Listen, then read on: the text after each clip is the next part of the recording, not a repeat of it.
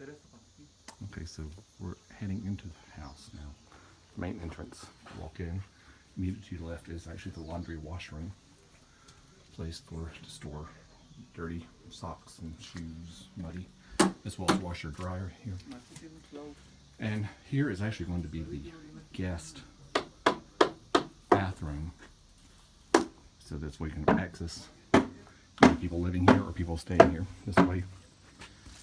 To the right is the guest bedroom. Closet space as well. People here will have at least a view, I believe, of the outside heading this direction as well as towards the view. Going back to the main entrance, heading in, you're immediately into the living area. This will be where you'll be hanging out, mostly just for watching TV inside. Views of the valley from here. To the right is actually where the kitchen is going to be, the cocina. Nice little room here, plenty enough room for the appliances and for the sink, facing right into the middle of the wall up to the road.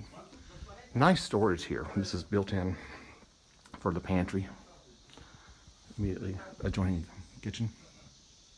This will be where the TV is, some of the living quarters.